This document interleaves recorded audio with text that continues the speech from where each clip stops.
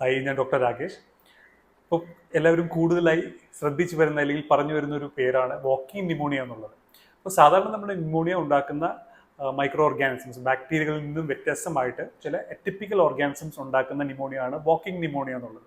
അപ്പോൾ സാധാരണ ന്യൂമോണിയ വന്നാൽ നമുക്കറിയാം, കുട്ടികൾ കിടന്നു പോവും, അല്ലെങ്കിൽ സീരിയസ് ആയിട്ട് ICU അല്ലെങ്കിൽ ഹോസ്പിറ്റലിൽ അഡ്മിറ്റ് ആകാറുണ്ട്. പക്ഷേ ഈ വാക്കിംഗ് ന്യൂമോണിയ എന്ന് പറയുന്ന അസുഖത്തിൽ കുട്ടികൾക്ക് സിംറ്റംസ് ഉണ്ടാവും, ചെറിയ ചെറിയ സിംറ്റംസ് ഉണ്ടാവും. പക്ഷെ അത് വെച്ച് അവർ കിടന്നു പോകത്തില്ല, അത് വെച്ച് അവർ നടക്കുകയും ബാക്കി കാര്യങ്ങളൊക്കെ ചെയ്യാൻ പറ്റുന്നതുകൊണ്ടാണ് അതിന് വാക്കിംഗ് ന്യൂമോണിയ എന്ന് പറയുന്ന പേരുള്ളത്.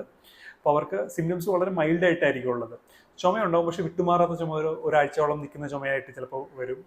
ശരീരം വേദന, പനി, സന്ധിവേദന, തലവേദനയൊക്കെ കാണാൻ സാധിക്കുന്നതാണ് സാധാരണമായിട്ട്. പക്ഷെ ഇവരുടെ ലക്ഷണങ്ങൾ കുറവും, എന്നാൽ ചിലപ്പോൾ നമ്മൾ എക്സ്റേ ഒക്കെ എടുത്ത് നോക്കുമ്പോൾ സിവിയർ ആയിട്ടുള്ള ന്യൂമോണിയയും കാണാറുണ്ട്. പക്ഷെ നമ്മൾ ശ്രദ്ധിക്കാതെ, മരുന്ന് കഴിക്കാതെ വിട്ടുകളയുകയാണെങ്കിൽ അപൂർവമായിട്ടെങ്കിലും ചില കുട്ടികൾക്ക് സീരിയസ് ആയിട്ടുള്ള സിവിയർ ആയിട്ടുള്ള ന്യൂമോണിയയിലേക്ക് പോകാനുള്ള സാധ്യതയുമുണ്ട്.